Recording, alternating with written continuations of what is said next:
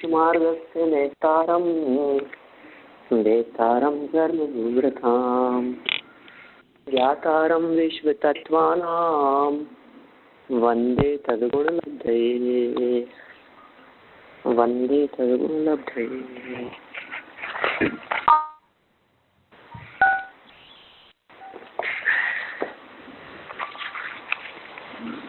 तत्वार्थ राजवार्तिक के आधार से नैगमादि नयों के संदर्भ में अपनी यहाँ चर्चा चल रही थी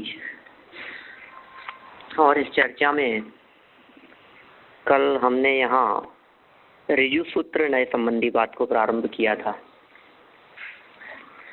नैगम में संकल्प मात्र को ग्रहण करता है, संग्रह नए पदार्थों को एकत्रित करके उनको विषय करता है, व्यवहार नए उन भेद करके विषय करता है और ऋजु सूत्र नए सिर्फ और सिर्फ वर्तमान पर्याय मात्र को ग्रहण करता है। तो यहाँ वर्तमान पर्यायग्राही ऋजु सूत्र नए की चर्चा है। देखिए आप पेज नंबर 332 332 पेज पर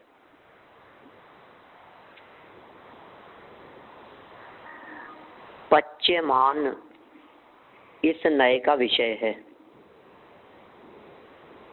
पच्यमान में भी कुछ अंश तो वर्तमान में पकता है तथा कुछ अंश पक चुकता है। अतः पच्यमान भात को अंशतः पक्व कहने में भी कोई विरोध नहीं है, क्योंकि पाक के प्रथम समय में कुछ अंश यदि पक जाता है तो मान लेना चाहिए कि पच्यमान पदार्थ अंशतः पक्व हो चुका है। पदार्थ के पकने के संदर्भ में चर्चा चल रही है।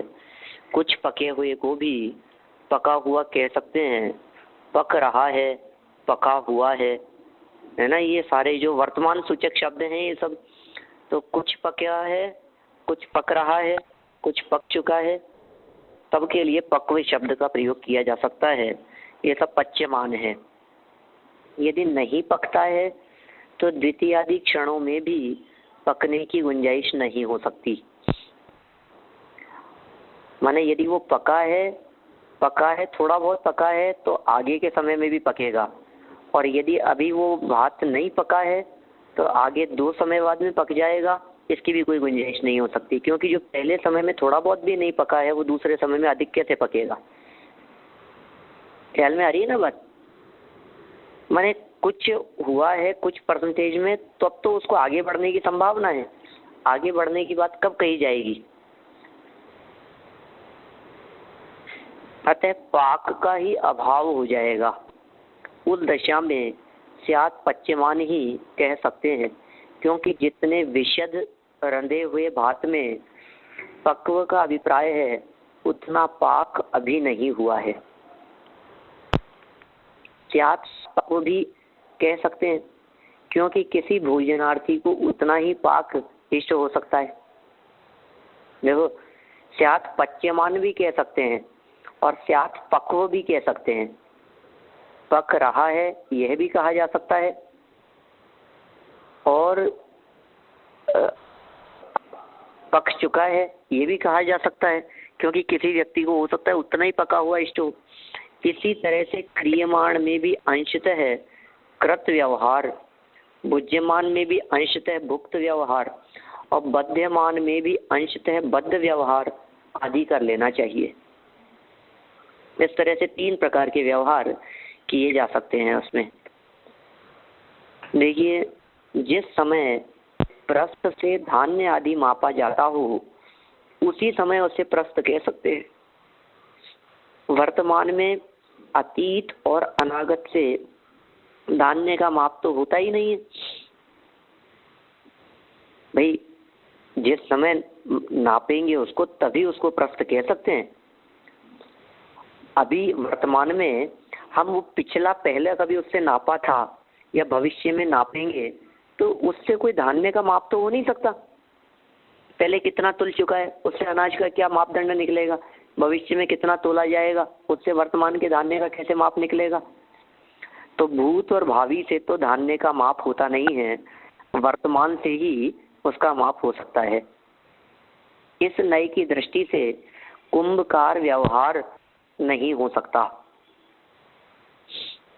क्योंकि शिविक आदि पर्यायों के बनाने तक तो उसे कुंभकार कह ही नहीं सकते। क्या कह रहे हैं, कितना क्या गजब बात कह रहे हैं। कुंभकार व्यवहार नहीं हो सकता, क्या बात कही है, इस नय से, नय की दृष्टि से कुंभकार व्यवहार नहीं हो सकता। क्यों नहीं हो सकता भाई कुंभकार व्यवहार, क्योंकि वो जो घड़ा है उसके पहले की जो पर्याय हैं शिविक आदि पर्यायों के बनाने तक तो उसे कुंभकार कह ही नहीं सकते, क्योंकि कुंभ की रचना होगी उसके बाद में कुंभकार कहलाएगा। तो उस समय तक तो उसको कुंभकार कह नहीं सकते। और घट पर्याय के समय अपने अवयवों से स्वयं ही घड़ा बन रहा है। जिस समय जो बैठा है वह उस समय यह नहीं कह सकता कि अभी ही आ रहा हूं। तो जो व्यक्ति बैठा हुआ है वो ये कैसे कह सकता है कि मैं अभी आ रहा हूं, क्योंकि उस समय आगमन क्रिया नहीं हो रही है। बैठा हुआ व्यक्ति ये कैसे कह सकता है, यद्यपि इस प्रकार के कथन कर देते हैं हम लोग। जैसे कल भी इस तरह की बात कही थी ना आपने, मैं जा रहा हूं, भावी निगम ने ऐसे इस प्रकार की बात कही थी, आपको ध्यान है। कोई बैठा हुआ व्यक्ति ये कहे कि मैं जा रहा हूं, ऐसा एक उदाहरण दिया था। उसी तरह की बात ये कह रहे हैं, अभी आ रहा हूं, ये नहीं कह सकता, क्योंकि आगमन क्रिया नहीं हो रही है। जितने आकाश प्रदेशों में वह ठहरा है उतने ही प्रदेशों में उसका निवास है, अथवा स्वात्मा में उसका निवास, उसका क्षेत्र, वर्तमान में वो कितनी जगह पर है, जितनी जगह में वो वर्तमान में बैठा हुआ है उतनी ही जगह उसका क्षेत्र है। अतः ग्राम निवास, गृह निवास आदि व्यवहार नहीं हो सकते। इस नय की दृष्टि में कौवा काला नहीं है, क्योंकि काला रंग काला है और कौवा कौवा है। ये जो नय है, ये नय कुछ अलग प्रकार का नय है, वर्तमान पर्यायग्राही ऋजु सूत्र नय सिर्फ वर्तमान पर्याय को ही ग्रहण करता है। इस नय की दृष्टि से देखोगे, इस नय की दृष्टि में कौवा काला नहीं है, क्योंकि काला रंग काला है और कौवा कौवा है। कौवा समझ गए ना आप, क्रो। यदि काला रंग कौवा रूप हो जाए तो संसार के भौरा आदि सभी काले पदार्थ कौवा बन जाएंगे। इसी तरह यदि कौवा काले रंग स्वरूप हो जाए तो शुक्ल काक का अभाव ही हो जाएगा, सफेद कौवे का अभाव ही हो जाएगा। फिर कौवा का रक्त, मांस, पित्त, हड्डी, चमड़ा आदि मिलकर पचरंगी वस्तु होती है, अतः उसे केवल काला ही कैसे कह सकते हैं। कृष्ण और काक में समानाधिकरण्य भी नहीं बन सकता, दोनों को एक भी नहीं कहा जा सकता, क्योंकि विभिन्न शक्ति वाली पर्यायें ही अपना अस्तित्व रखती हैं, द्रव्य नहीं। यदि कृष्ण गुण की प्रधानता से काक को काला कहा जाता है तो कंबल आदि में अति प्रसंग हो जाएगा, क्योंकि उनमें भी काला रंग विशेष है, अतः उन्हें भी काक कहना चाहिए। ख्याल में आ रही है आपको? कुछ कठिन तो नहीं लग रही है बातें? बहुत ऐसे इंटरेस्टिंग बातें हैं। ये कहना चाह रहे हैं कि आप कौवे को काला कह रहे हैं क्या? आप कौवा और काला ये दोनों एक ही बात है क्या? क्या कौवे को काला ही मान लिया जाए या जो काले रंग का हो उसे कौवा मान लिया जाए? कितनी तरह की उसके अंदर समस्याएं खड़ी हो जाएगी। कौवे को सर्वथा काला भी नहीं कह सकते, इसलिए नहीं कह सकते क्योंकि कौवा तो वर्तमान ऊपरी वर्ण की अपेक्षा से काला दिखाई दे रहा है। अंदर में यदि देखा जाए तो उसका मांस तो लाल रंग का है, रक्त अलग लाल रंग का है, पित्त है, हड्डी है, चमड़ा है, हड्डियां सफेद रंग की है, चमड़ा अलग रंग का है, तो पचरंगी है वो तो।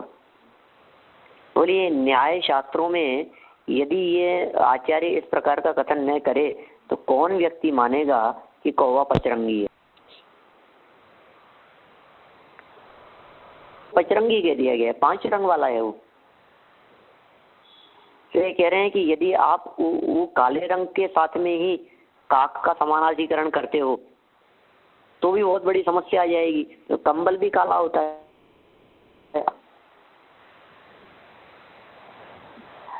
देखिए, अधिक कसैले और स्वल्प मधुर मधु को फिर मधु नहीं कहना चाहिए। क्या कह रहे हैं? नीचे से दूसरी लाइन पढ़ रहा हूँ, 332 पृष्ठ की। अधिक कसैले और स्वल्प मधुर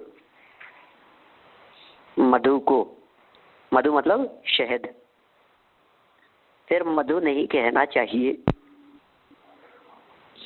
परोक्ष में कहने पर संशय भी हो सकता है, क्योंकि क्या कृष्ण गुण की प्रधानता से काक की कृष्णता का वर्णन कृष्ण शब्द से हो रहा है?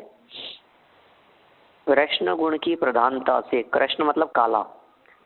शंका क्या है, क्या कहना चाह रहे हैं? क्या काले गुण की प्रधानता से काक की कृष्णता का वर्णन, कौवा काला है इस बात का वर्णन कृष्ण शब्द से हो रहा है, या कृष्ण परिणमन वाले द्रव्य का ही ये वर्णन जो है काले रंग से, ये कौवे का वर्णन कर रहे हो या कृष्ण परिणमन वाले द्रव्य का वर्णन कर रहे हो? इस नए की दृष्टि से पलाल का दाह नहीं हो सकता, क्योंकि अग्नि सुलगाना, धोकना और जलाना आदि असंख्य समय की क्रियाएं वर्तमान क्षण में नहीं हो सकती। जिस समय दाह है उस समय पलाल नहीं, और जिस समय पलाल है उस समय दाह नहीं। तब पलाल दाह कैसा? जो पलाल है वह जलता है, यह भी नहीं कह सकते, क्योंकि बहुत पलाल बिना जला ही बाकी है। यह समाधान भी उचित नहीं है कि समुदायवाची शब्दों की अवयव में भी प्रवृत्ति देखी जाती है। अतः अंश दाह से सर्वदाह ले लेंगे, क्योंकि कुछ पलाल तो बिना जला शेष है ही।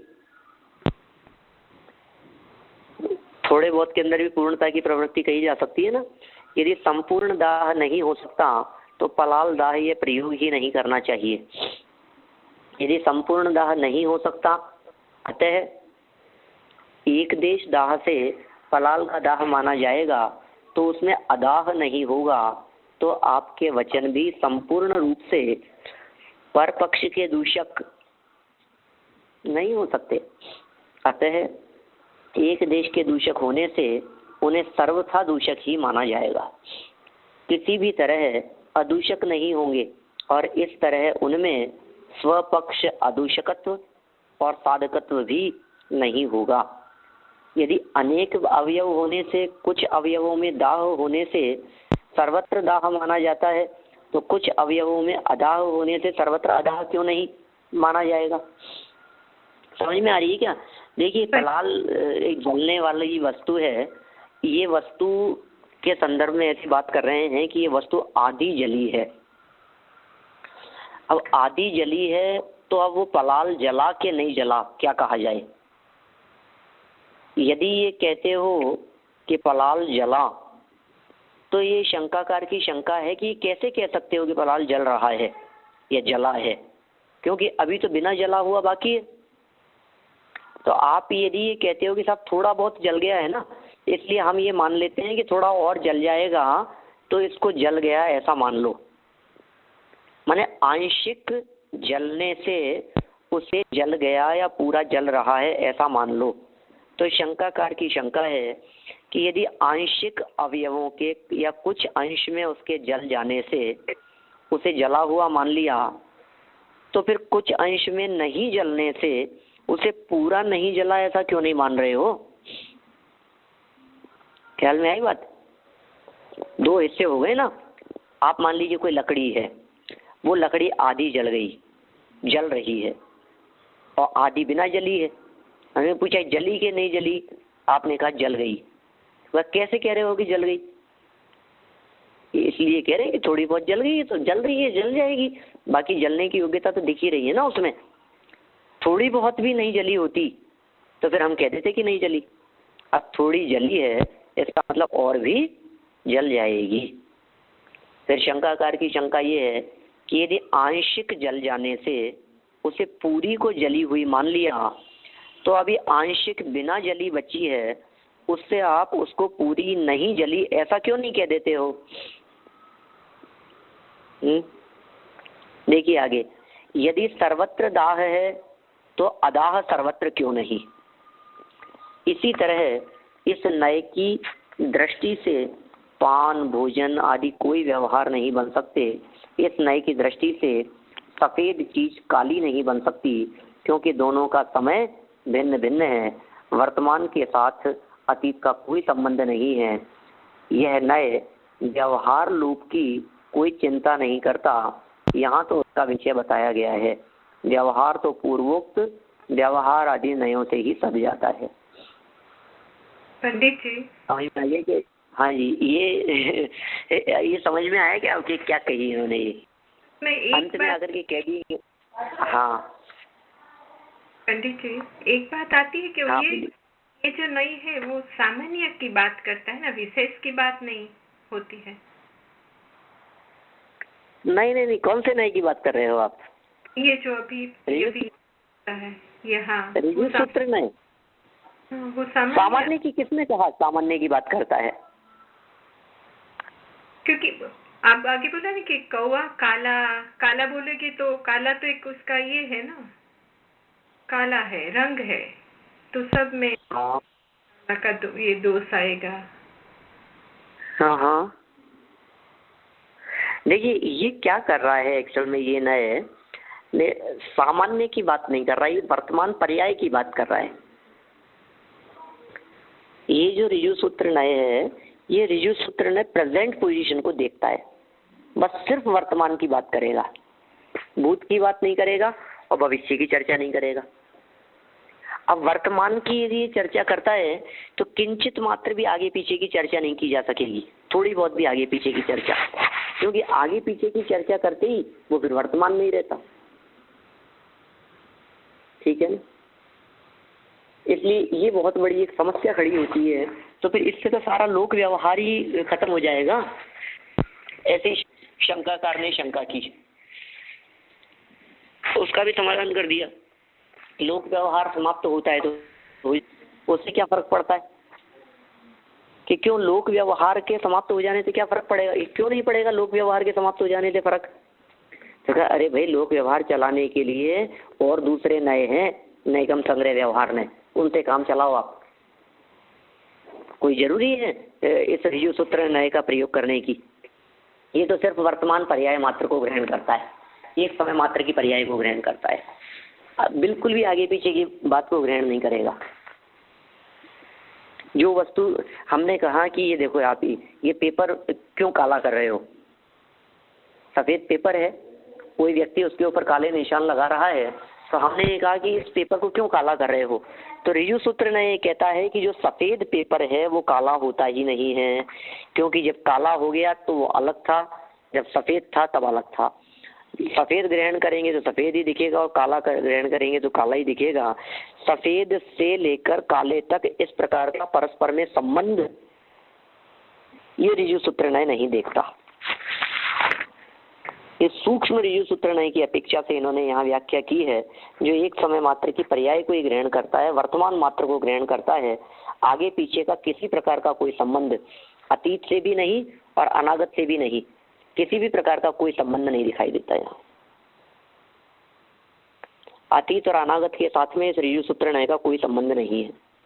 इसलिए सूक्ष्म वर्तमान पर्यायग्राही ऋजु सूत्र नय है। ख्याल में है कि आपकी ये जितना जो वर्णन चला है अभी, ये पूरा जो अपन ने इतना पढ़ा है अभी, इस पूरे वर्णन के माध्यम से एक ही बात सामने आती है कि ऋजु सूत्र ने ये कहता है घट पर्याय अलग थी, उसकी कोष कुशूल आदि पर्याय अलग थी, वे सब पर्याय न्यारी न्यारी है। किसी व्यक्ति को कुंभकार कहना संभव नहीं है, क्योंकि वो अलग अलग तरह की सब पर्याय हैं। जब तक बना नहीं था तब तक नहीं कहा जा सकता था, और बन गया था उस समय वो घड़े की पर्याय है, और ये व्यक्ति भिन्न न्यारा दिखाई दे रहा है, इसके लिए कैसे उस शब्द का प्रयोग किया जा सकता है। दूसरे शास्त्रों में, यहाँ नहीं अन्यत्र अन्य स्थानों पर इस ऋजु सूत्र नय के दो भेद करके बतलाए हैं। एक सूक्ष्म ऋजु सूत्र नय और एक स्थूल ऋजु सूत्र नय, इस तरह से दो प्रकार के भेद किए हैं। जो सूक्ष्म ऋजु सूत्र नय, हाँ जी, तो ये ऋजु सूत्र नय एकदम निश्चय नहीं की बात हो गई ना, कि ये जो वर्तमान में जो है वो ही है, आगे पीछे की कोई बात नहीं। नहीं नहीं नहीं, निश्चय नय तो त्रैकालिक बात करता है, मतलब ऋजु सूत्र नय वस्तु का स्वरूप जो वर्तमान में है वही सत है ना। नहीं, ये वर्तमान को तो ग्रहण कर रहा है, लेकिन वर्तमान द्रव्य को ग्रहण नहीं कर रहा है, वर्तमान पर्याय को ग्रहण कर रहा है। अच्छा अच्छा, ओके। क्षणभंगी पर्याय को ग्रहण कर रहा है ये ऋजु सूत्र नय क्षणिक पर्याय को ग्रहण कर रहा है, जो अगले समय बदल जाएगी, नष्ट हो जाएगी। इसको यदि अन्य मतों की अपेक्षा से बात की जाए तो जैसे बौद्ध मतावलंबी है ना, बौद्ध दर्शन वाले जो सर्वथा क्षणिक मानते हैं वस्तु को, हाँ। वे बौद्ध मतावलंबी ऋजु सूत्र नयाभासी हैं। ऋजु सूत्र नए जानने वाले नहीं, ऋजु सूत्र नए आभासी, ऋजु सूत्र नयाभासी। बराबर है। आपको पता है जितने प्रकार के नए हैं उतने ही प्रकार के मिथ्या संप्रदाय हैं, मिथ्या मत हैं। वस्तु में जितने धर्म हैं उतने ही नए हैं। वस्तु में अनंत धर्म हैं और एक एक धर्म को ग्रहण करने वाला एक एक नए है। और जितने नए हैं, जितने नए कहे गए हैं, उन सभी नयों में से एक एक नए को सर्वथा स्वीकार करने वाले ऐसे उतने ही नयाभासी, उतने ही अन्य मतावलंबी हो जाएंगे। तो बौद्ध मतावलंबी ऋजु सूत्र नयाभासी है, और ऋजु सूत्र नय क्षण मात्र को ग्रहण करता है, एक क्षणवर्ती पर्याय को ग्रहण कर रहा है। पर्याय भी कौन सी? वर्तमान पर्याय। एक समयवर्ती वर्तमान पर्याय को ग्रहण किया, इतना मात्र ऋजु सूत्र नय का विषय है।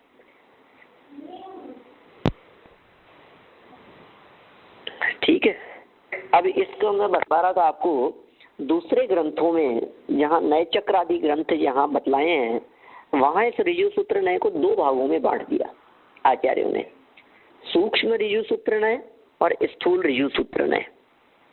और ये बात उन्होंने माइल्य धवल आचार्य ने जहाँ द्रव्य स्वभाव प्रकाशक नय चक्र में स्पष्ट की है, वहाँ इस प्रकार के तर्क दिए हैं। और भी नयों से रिलेटेड जो ग्रंथ हैं उनमें इस प्रकार के तर्क दिए हैं कि भाई यदि ये ऋजु सूत्र नय एक समय की पर्याय को ग्रहण करता है तो सबसे बड़ी समस्या तो ये आएगी कि ऋजु सूत्र नय है ना, कि हाँ सब नए है, तो नए तो छद्मस्त के होते हैं ना, ज्ञानी के होते हैं ना, कि हाँ बिल्कुल नए तो ज्ञानी के होते हैं, नए छद्मस्त के ही होते हैं, केवल ज्ञानी के तो नए होते नहीं है।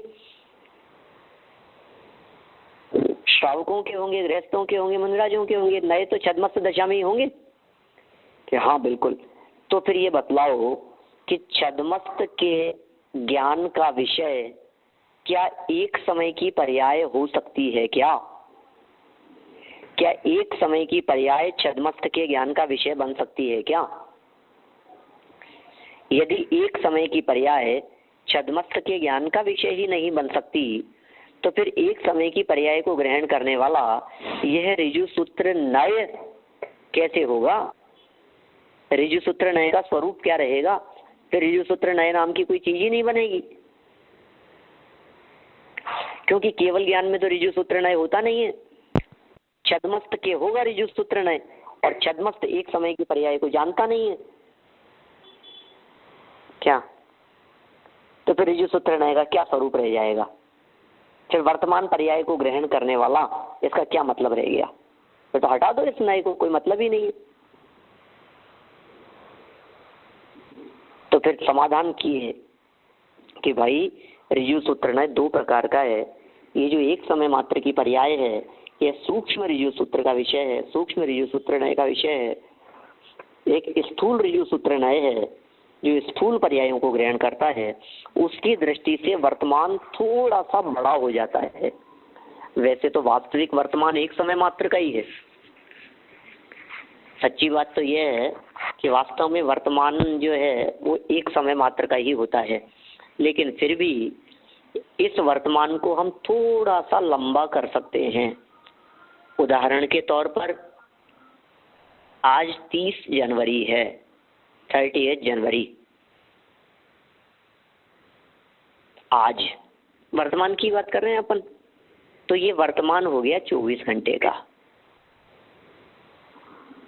24 घंटे का वर्तमान हो गया। यदि हम बात करते हैं अभी इसी महीने, वर्तमान की बात कर रहा हूं, इसी माह, दिस मंथ, एक महीने का वर्तमान हो गया।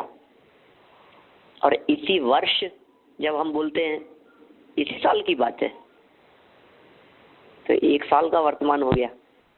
ये तो कहने के ऊपर निर्भर करता है वर्तमान कितना लंबा हो जाता है। और लंबा यदि अपन खींचेंगे तो हम इस वर्तमान को 21,000 वर्ष तक ले जा सकते हैं, और आगे भी ले जा सकते हैं। 21,000 वर्तमान में क्या चल रहा है? ये पंचम काल चल रहा है,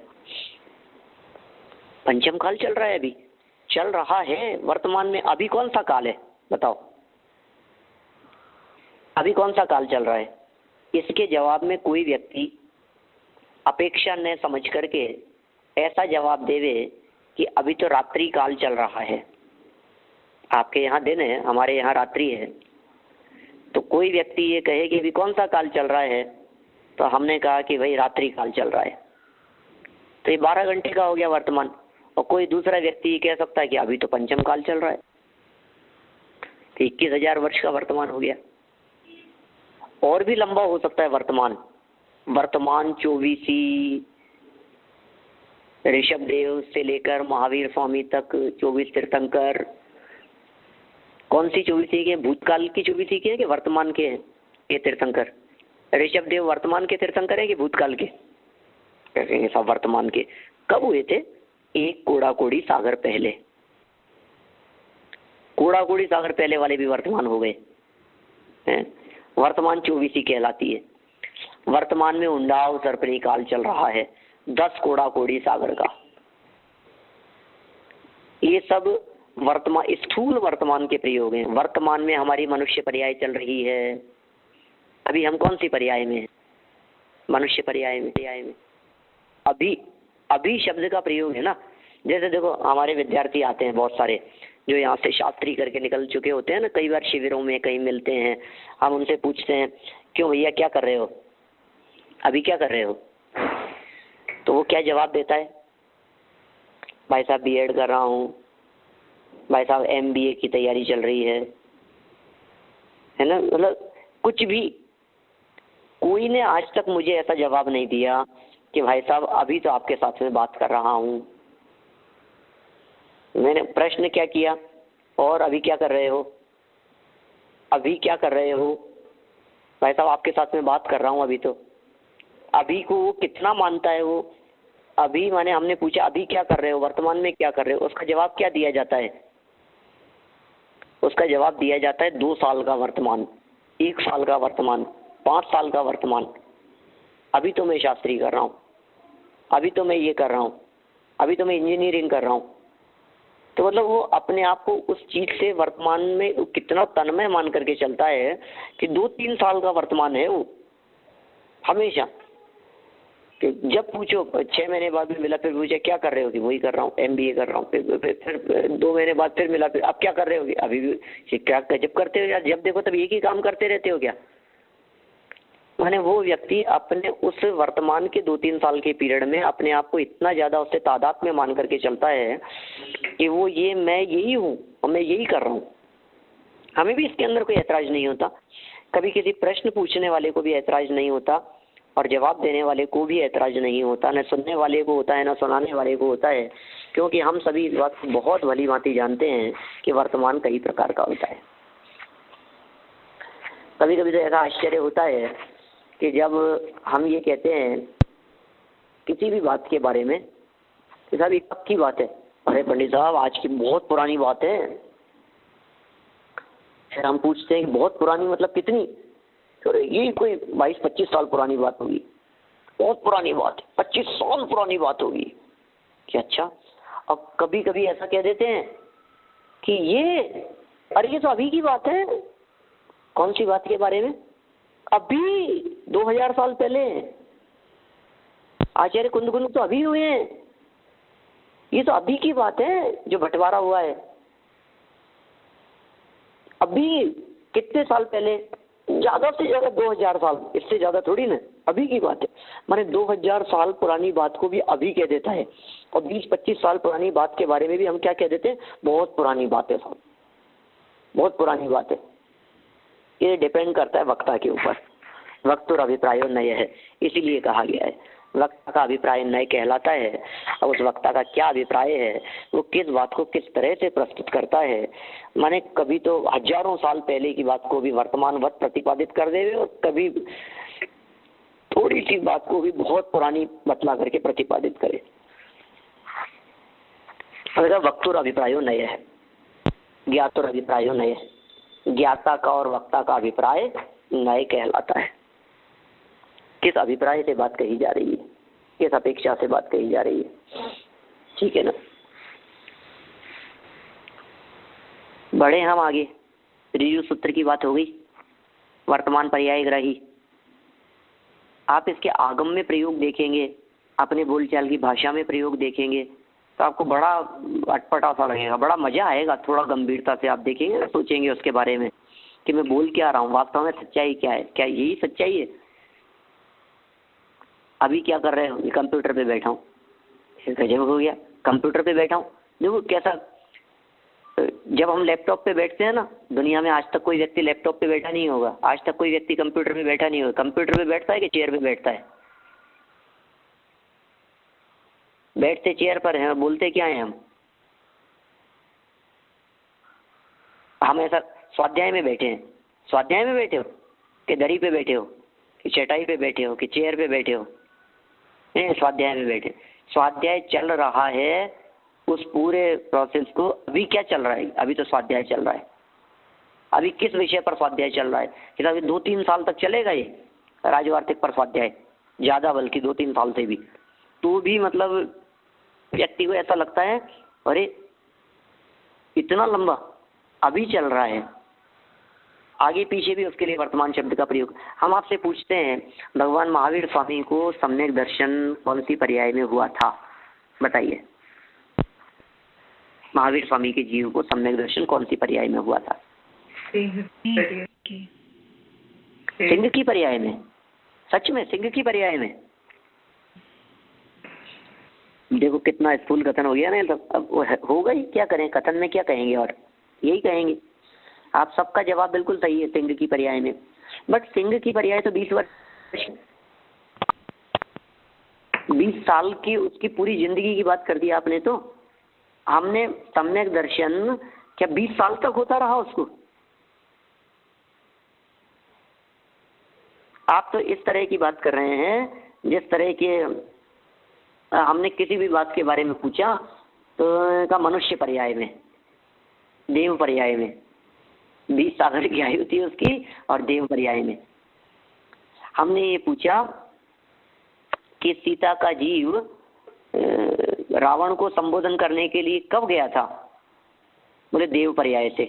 अब देव पर्याय मतलब पूरी जिंदगी में कभी एक बार गया होगा, 10 मिनट का काल रहा होगा, 1 घंटे का काल रहा होगा। 20-22 सागर की उसकी जो आयु है, ठीक है ना। 16वें स्वर्ग में है ना, तो 16वें स्वर्ग के अंदर 22 सागर तक की आयु है, उत्कृष्ट आयु।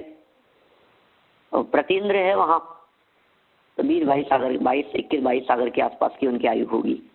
इस 21-22 सागर की आयु को हमने कितने में वो कर दिया स्थापित? 15 मिनट का संबोधन नरक में जाकर के देव से।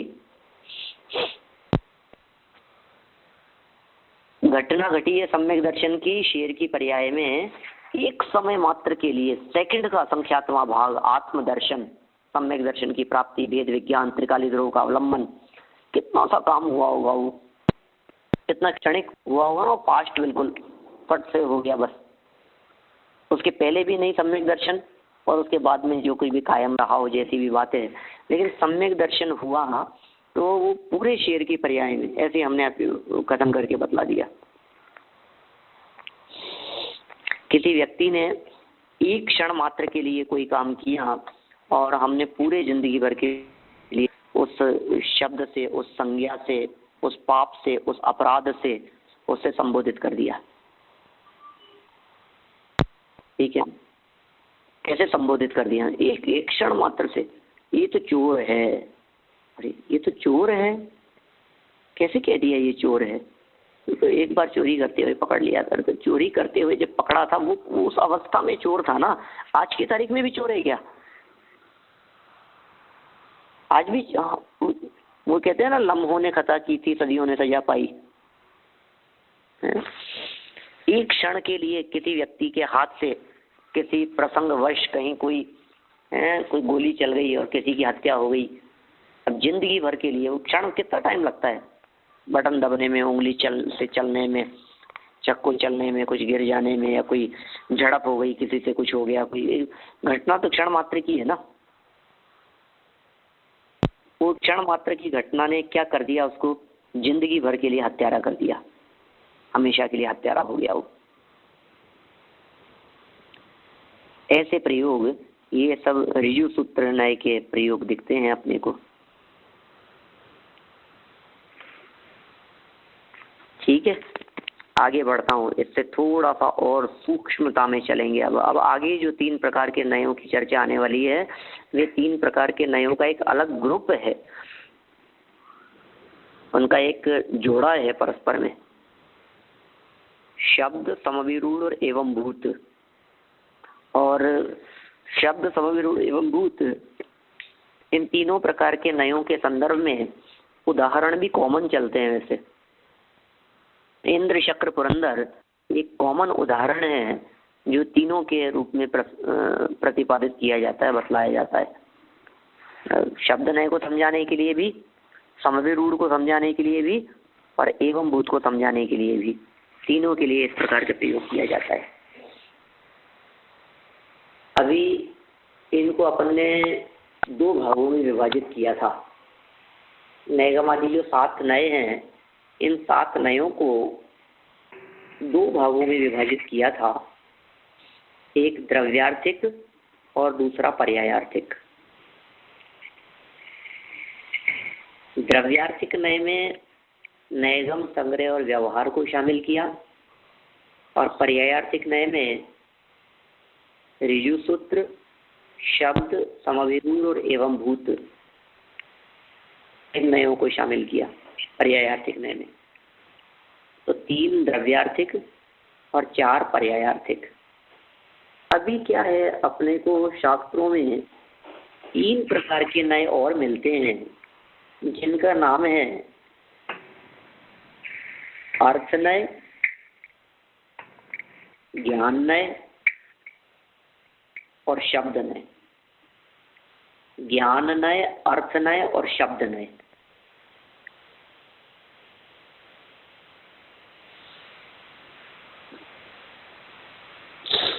पहले कभी आपने इनकी चर्चा सुनी है? सुनी होगी, मैंने की होगी थोड़ी बहुत चर्चा पहले भी कभी।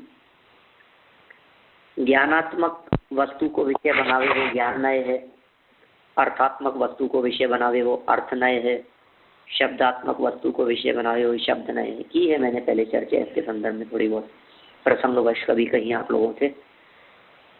मेरा इतना यहाँ इस संदर्भ में कहना है कि ये जो नैगम, संग्रह, व्यवहार, ऋजु सूत्र, शब्द, समविरूढ़ और एवं भूत, ये जो 7 प्रकार के नय बतलाए गए हैं, इन 7 प्रकार के नयों को ज्ञान नय, अर्थ नय और शब्द नय, इन तीनों में भी विभाजित किया जाता है।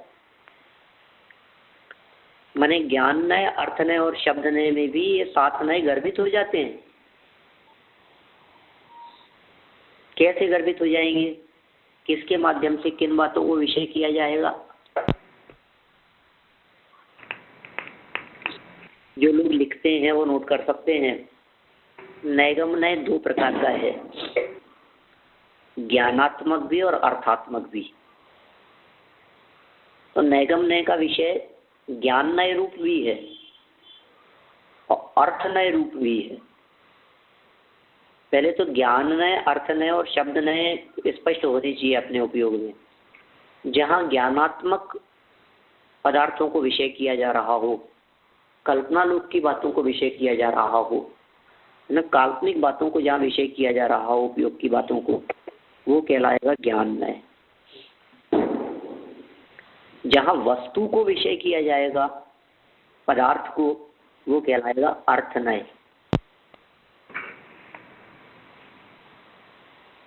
और जिस नय का विषय शब्द होंगे,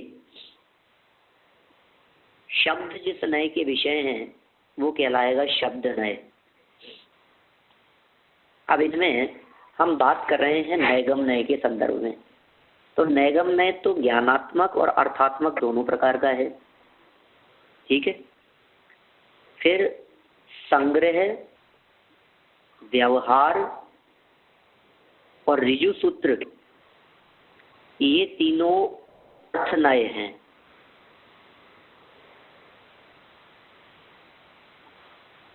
ज्ञान जो 7 नयों में से कौन सा नय ऐसा है जो ज्ञान नय है? तो जवाब क्या होगा? नैगम नय, ठीक है। 7 में से सिर्फ एक नैगम नय ऐसा है जो ज्ञान नय है। चलिए साहब, एक बात हो गई। अच्छा चलो, अर्थ नय बतलाओ कौन कौन से हैं। तो अर्थ नय बतलाते समय 4 नय ऐसे हैं जो अर्थ नय हैं। कौन कौन से? नैगम, संग्रह, व्यवहार, ऋजु सूत्र, ये 4 अर्थ नय हो गए। नैगम नय मतलब ज्ञान नय में तो एक ही आएगा नैगम नय। अर्थ नय में 4 हो गए जो पदार्थों को विषय करने वाले हैं। और शब्द नय में कि शब्द, समभिरूढ़ और एवंभूत, ये 3 शब्द नय के अंतर्गत गर्भित किए जा सकते हैं। तो कितने हो गए? 1 प्रकार का ज्ञान नय, 4 प्रकार के अर्थ नय और 3 प्रकार के शब्द नय। तो 8 हो गए। ये तो 8 हो गए हैं। 1 प्रकार का ज्ञान नय कहा, 4 प्रकार का अर्थ नय कहा और 3 प्रकार का शब्द नय कहा। तो 8 हो गए। नए तो 7 ही हैं, आप 8 कैसे बता रहे हैं? तो फिर स्पष्ट किया उस बात को। कैसे स्पष्ट किया? अरे भाई, नैगम नय को 2 जगह पर शामिल कर लिया ना। नैगम नय ज्ञान नय भी है और नैगम नय अर्थ नय भी है। ये बात मैं किस लिए बतला रहा हूँ आपको कि नैगम नय कल्पना लोक में विचरण करने वाली बातों को भी तो विषय बनाता है ना। हमने संकल्प किया कहीं जाने आने के संदर्भ में, कहीं घूमने फिरने के संदर्भ में, कोई योजना बनाई, हमारे माइंड में चल रही है, उस योजना को, उस कल्पना को, उस संकल्प को, उस ज्ञान की पर्याय को विषय करने वाला होने से नैगम नय ज्ञान नय है। ये तो नैगम की ज्ञानात्मक पने की बात हो गई। अब इसी तरह से दूसरे लगा करके देखो आप। संग्रह नय किसे विषय कर रहा है? पदार्थों को तो इकट्ठा हो गया। व्यवहार ने उनमें भेद कर रहा है। ऋजु सूत्र ने उन्हीं के वर्तमान पर्यायों को ग्रहण कर रहा है। तो ये सब पदार्थों से विषय करने वाले होने के कारण अर्थ नय हैं। अब जिन 3 नयों की बात हम यहाँ प्रारंभ करने वाले हैं, शब्द, समभिरूढ़ और एवंभूत, ये तीनों शब्द नय कहलाते हैं। शब्द के ही 3 भेद हैं ये शब्द नय के। ये नए शब्दों को विषय करते हैं, ये नए भाषा को विषय करते हैं, ये नए वाक्यों को विषय करते हैं। इन नयों का विषय शब्द, समभिरूढ़ और एवंभूत, इन तीनों नयों का विषय वस्तु नहीं है, ज्ञान नहीं है, पदार्थ नहीं है, शब्द इनके विषय हैं। शब्दों में किस प्रकार की कसावट होनी चाहिए, भाषा किस प्रकार की होनी चाहिए, माने लैंग्वेज से रिलेटेड है ये। कौन से वाक्यों में किस जगह पर किस तरह की भाषा का प्रयोग किया जाए, इस चीज के लिए कौन सा अप्रोप्रिएट शब्द होना चाहिए, ये बात इस नए के माध्यम से, इन 3 नयों के माध्यम से देखी जाती है। इन तीनों प्रकार के नयों की चर्चा हम कल के स्वाध्याय में आगे बढ़ाएंगे। आज की चर्चा को हम समय के कारण यही विराम देते हैं। किसी को कुछ पूछना हो तो आप लोग बोलिए।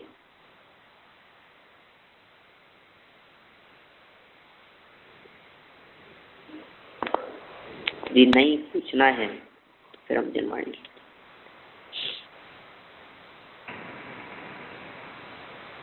वाणी के ज्ञान ते तुझे लोका लोक, तो वाणी मस्तक नमो सदा देत हूँ गुरु, सदा देत हूँ